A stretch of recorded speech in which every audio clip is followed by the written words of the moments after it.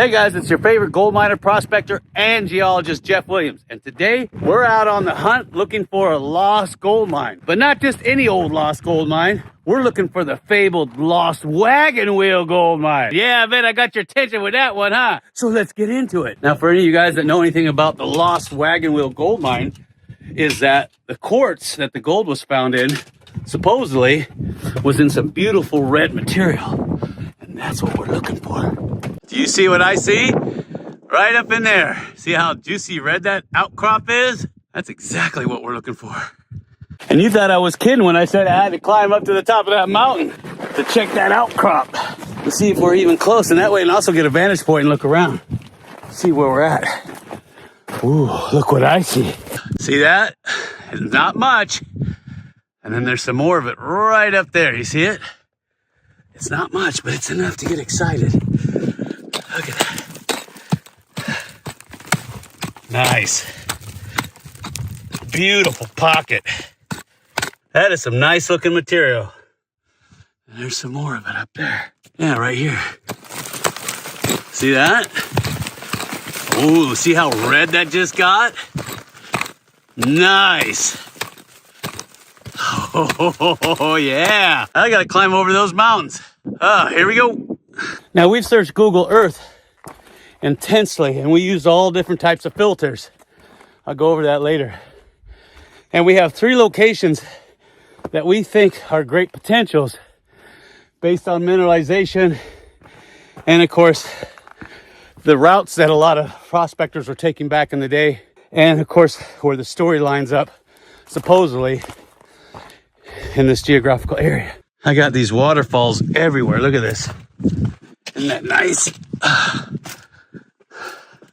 These are nice little pockets to find gold. Ooh, look at this one. Red stained too. Do you see that? Red stained. Nice. More waterfalls. Look at this. Nice. Go all the way up. Look at that. This is a good trap. It even trapped that bush. You see that? Look at that.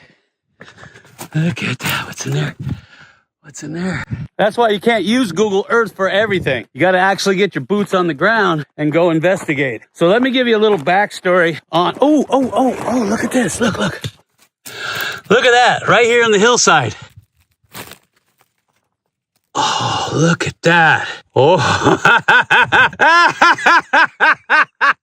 oh, that had to come from somewhere. That's the kind of stuff that gets your blood pumping. Now you just got to find out where it came from. Ooh, I know I'm hot on the trail. Oh, I got a little vein right here. Look at this. Right here. Do you see that fissure right there? And see the mineralization forming in that fissure? Some of this stuff you would never see in a million years unless you're right on top of it. Look at this. Just out of nowhere. Beautiful outcropping. Look at that. We still got to climb up that way. And we came from down there. Oh, look at that.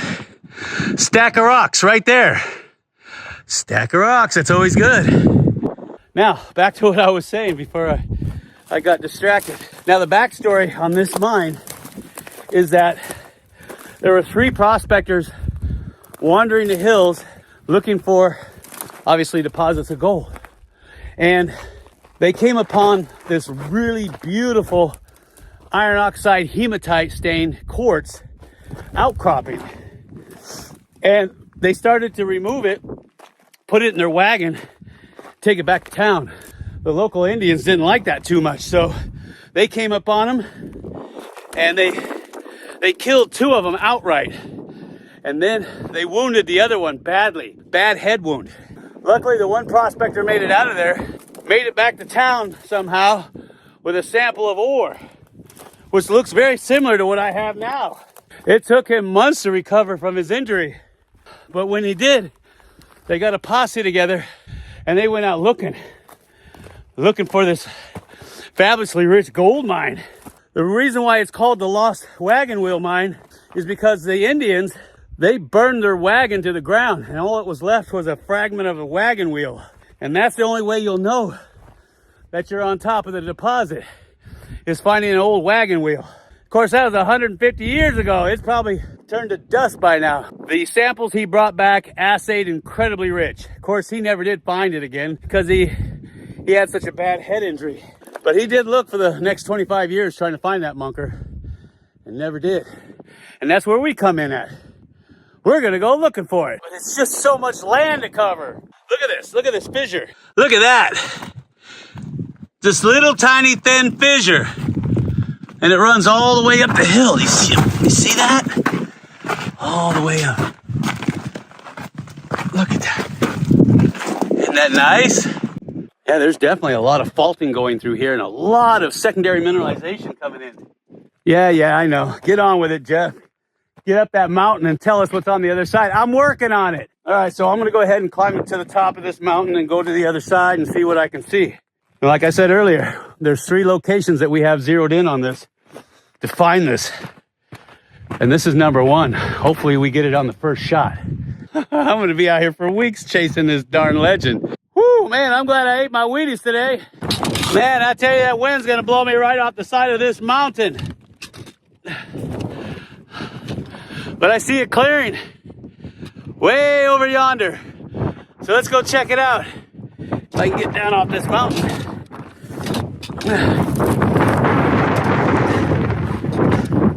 Here's the clearing right here. It's a nice little open spot. That's where I would be. No wind down here too. No wind.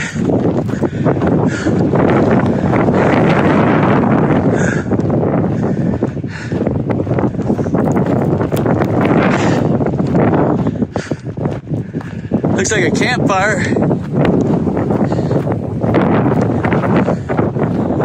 That looks like an old campfire or something. Doesn't look like it's supposed to be there. Oh, look, quartz. Quartz, I got float. Beautiful looking float. Something, anything. Hey, there's a metal strap. Look at that. There's an old metal strap. And there's a whole bunch of float quartz. I don't know what that is. That don't look like it belongs here. And oh, and I got a piece of wood sticking up out of there. That looks like an old piece of a wagon, maybe. Yeah, and there's float all over the place right here. Pieces of quartz. And look, there's quartz everywhere. There. All right, so we're gonna go check the canyon real quick. I don't see anything on the hillside. There's some caves over there too. Just gobs and gobs of black sand. See it? Because this stuff looks good. I mean, look how red it is. Ooh, that looks juicy. Ooh. I got a quartz vein. Look at this monker, huh? Look at this guy. He just showed up out of nowhere. Look at that. And you got epidote and chlorite right next to it. You see that? Nice. Look at that. Yeah. You see that monkey right there? Oh, that's so juicy. And there's a parallel vein right here. And look at this one. Look at all these little tiny stringers running through here. Oh, and I got one here in the wash. Look at this.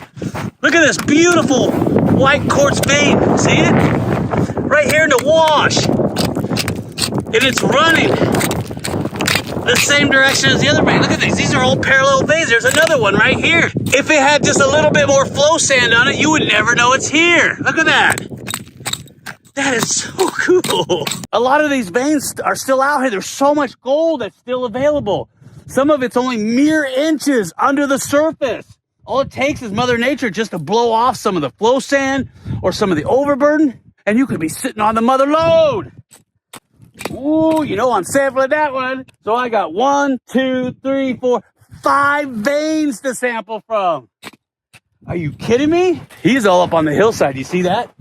Look at that. Look at that. Isn't that the juiciest stuff you ever saw? Big old fatty. Look at that. Nice. Oh, look at that. Look at that. Big old honker. Nice.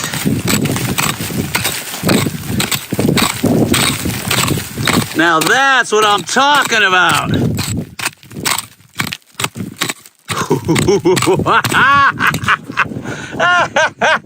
Just look at that material.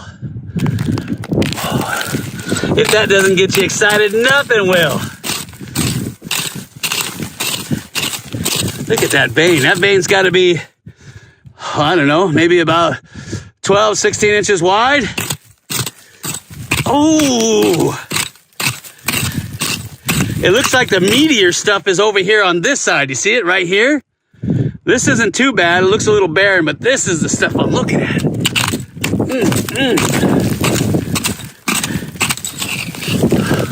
There's another one right there. You see it? Nice. See all these little stringers? All over the place. Stringers and ladder veins and blockworks. Oh man, that's what I'm talking about. Look, the vein is gone. It's gone. It's just right there. This is what I mean. You got to get boots on the ground because you would never see this from Google Earth. And look, it's gone. There's one more vein right here. See that? And all of that. It's not bad looking, but I like the other one better. A lot of epidote, chloride, olivine, the usual. A lot of iron over here. It's not bad. It's not bad looking material. Maybe it gets juicier on the way in, huh? Yeah. You seeing that? Right in through there. I'll sample that one too and see if there's any more in the area. Oh, it looks like somebody blasted this out right here too. You see that? Doing a cross cut to see if there's another parallel vein. But this stuff right here, this is what I'm interested in. I mean, come on. And like I said, it only outcrops for maybe, what is it? Maybe 60 feet? Yeah, because the outcrop ends right here. I can see a little bit of it up on the hill there, but it ends right here, just this little area. Look at that monker, just mere inches under the surface. It's got to be about 8 inches wide, and look, it's been sheared right here. This guy used to be a part of him. He sat here. There's a fault running through here somewhere. It's been jogged over. So my question is how far does it go? And I know you want to know, but I'm not going to do nothing until you smash that like button. Smash it all. Oh, sorry. Look at all that black sand in there. You see it? Look at that. No more vein. Where did it go? Oh, that's nice red looking material though. Look at that.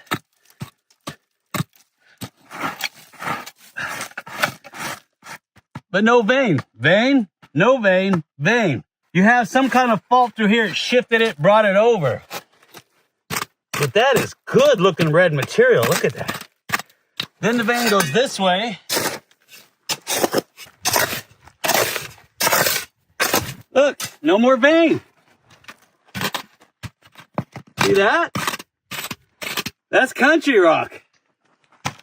That is amazing. And this is why you have all those lost gold mine stories that you hear about. Yeah, I know some of them are fictitious, but there's a handful in there that are real. I'm not going to tell you which ones, but I know you know. I want you to see this. Imagine this vein is just chock full of native gold, what they call jewelry rock. I mean, kind of like the Lost Dutchman mine, wink, wink. This is the only spot you would see. Think about it. And if it has enough rainfall, it's going to wash it over with flow sand. So yeah, some of those lost gold mine stories are true, and they do have some merit, because a lot of people say, Jeff, if there's a lost gold mine, how come nobody else has found it? Now you see why. All it takes is a little bit of flow sand, or if it's on the side of a hill and there's a little bit of a rock slide, it'll cover it right up. So my point is, you got to get boots on the ground and look around. And I've always said that. So we're going to go ahead and sample this monker. I want to see if there's some more here in the wash, because wouldn't that be amazing if we found our own and it was just chock full of gold like the Lost Dutchman mine? Wow. Look at that. That's it. And look at the iron that's down there. That's nothing but solid iron. That's incredible. So look at this. It looks like a boat. The vein stops here. It's here. It's here. And then right here, it pinches down to this little guy right here. And look, it pinches into almost nothing right here. See that right here? This is almost nothing. You got a little bit of it right here. This is what they refer to as pinch and swell. Veins do it all the time. And this is the part that swelled out, and this is the part that we got to. So the question is there anything in it? I know, right? This thing is only what? 16 inches wide at its widest where it swells, and then it just disappears. If there was enough of a storm here, all this flow sand would have covered it right up. And you would have never seen it until there was a huge monsoon season. It washed it out. And somebody has to be in the area when it's exposed. And this one right here, this one seems really promising. So we're going to go ahead and sample this guy right here. And then I'll take you over to my honey hole. And I want to sample him because the colors look good.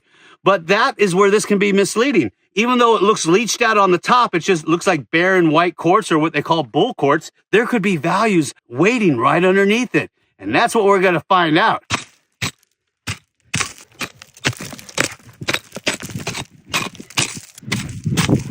Wow, I was right. The further down you get, the better it looks. And that just goes into what I told you is a lot of times, if you have an outcrop of quartz, it'll weather out most of the mineral assemblages in there and it'll look bleached white. And they call that bull quartz. And when you find it on the side of a hill, it's called float. But all you got to do is get down deep enough. And sometimes you can see where right away you've got mineralization in that quartz. I mean, it's just beautiful looking stuff. Look at that. All of this stuff, it's got heavy irons in it.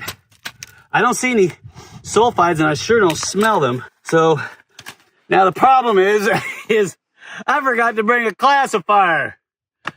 Con! So what I'm going to do is I'm just going to scoop up some of the material, the looser material, throw it in the pan. And then what I'll do is I'll cover this all back up. Because if there's something good in here, I don't want somebody else to find it. And if you guys have your own stories of lost gold mines, go ahead and leave me a comment down below. Oh, you guys remember this spot, huh? Look at the iron that's in there. Oh, isn't that beautiful? And like I said, the vein is about 18 inches wide. This is a separate vein right here.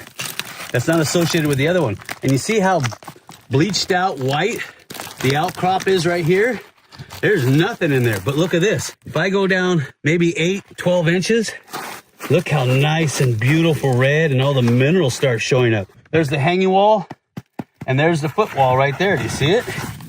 So what we're going to do is I'm going to tunnel into this and I'm going to try to get into the heavier iron oxides, because that is where all the loose material is, and that will be primarily where the gold is, because a lot of the gold is going to form inside the fissures in the quartz. And I did a video on that, and I'll explain that later if you don't know. We're going to dig out from both sides, and then we're going to determine how much gold, if any, is in here.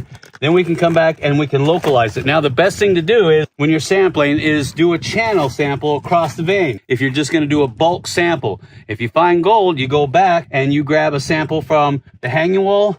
You grab a sample from the contact zone of the hanging wall and the quartz vein, sample in the middle, and you do the same for the footwall on the other side. The reason why is because a lot of times I've seen most of the gold shows up against the hanging wall, and there's a reason for that too, and I'm not going to get into that. Depending on the type of deposition model, because you can have a lot of alteration going on in the hanging wall, you can actually have fine disseminated gold in the hanging wall. And I've actually seen where there are areas where there's more gold in the country rock, the hanging wall, than there is in the quartz vein. But like I said, each deposit is unique and different. And that's why when you're sampling, you're a detective. You got to figure out where the highest concentrations of gold are. And if you don't want to do all that, you can actually bulk a lot of this stuff up and then send it off to an assay lab, and they'll do all the work for you. And they'll actually be more accurate about it and tell you exactly what's in there if you want to test for platinum group metals, silver, copper, gold, things of this nature. All right, I'm going to pull a sample. I'm going to dig down into this material. I know I should have brought my safety glasses, but I got these, so hopefully they hold. All right, here we go.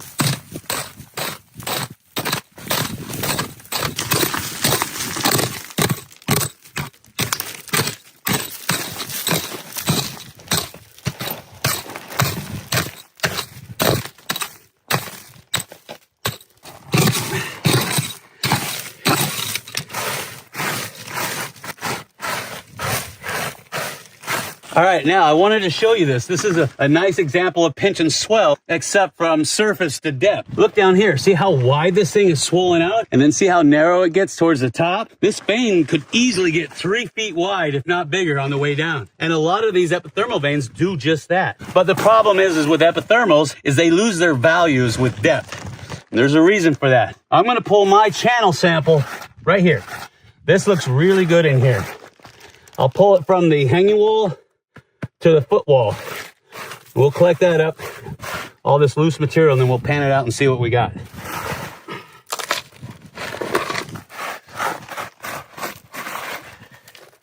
All right, that's about as much as I want to carry because I got a long walk out of here, and that is going to get heavy real fast. I tell you what, it's not that hot out, but that sun, somebody cranked up the UV energy on that darn thing. It's killing me. That gold fever's taking over, so. All right, let's head out of here because I know you want to know what's in here. I want to know what's in here. Hey, have you guys ever tried this Old Trapper teriyaki beef jerky? Man, I could live on this stuff. So we don't have a lot of water. So I'm going to go ahead and I'm going to do a combination of dry pan, then wet pan. Now remember, the key to panning, whether it's dry or wet, is you've got to stratify that material. That's the key. And to do that, you got to shake that pan vigorously back and forth. And what that does is it allows the space for the heavier items like black sand and gold that have a higher density to them to drop down in between those spaces that you're creating by shaking it. That's why stratification is so important, whether it's water or dry panning. So remember that. So you're going to shake it.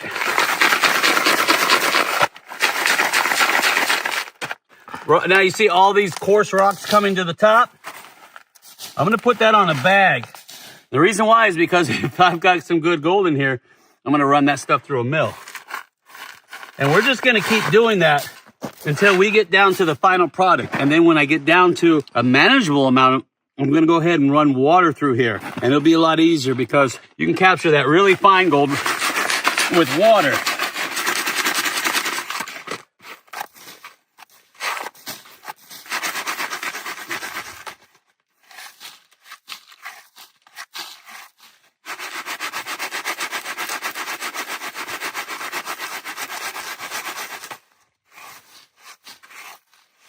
Now, in the old days, they used to take a blanket. Two guys would have a blanket. They'd throw all the material on there, their plaster with the dirt, and they would do like this with the blanket. It's called winnowing. And what it does is when the material goes up out of the blanket, the wind, supposedly, blows the lighter stuff out. Heavier stuff goes back down in the blanket. Later, we'll make a video explaining how that works and how effective it is.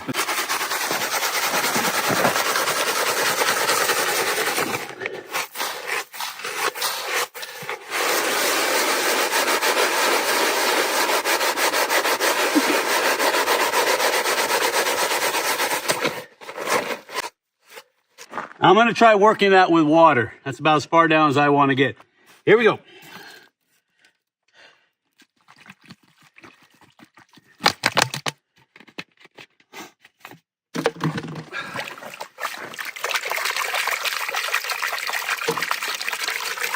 Stratify.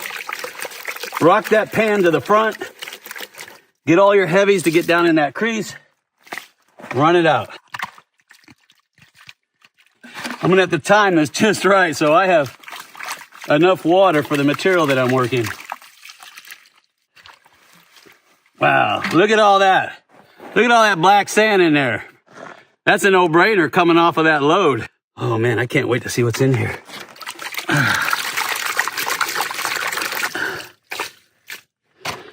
I hope I don't run out of water.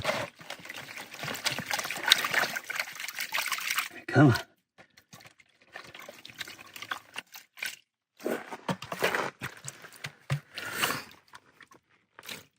Jeez, that's a lot of black sand.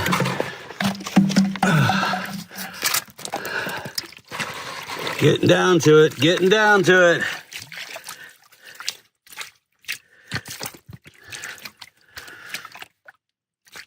Okay. Hopefully that's enough. All right, let's see what we got. Oh, okay. Get that in the sun. Give us some taps. Look at that. Just look at that black sand. Oh, I see some fines. There's a little fine one there, little fine one there.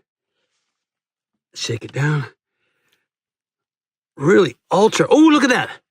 Look at that, ultra fine. And there's a nice coarse piece right there, but that's ultra fine.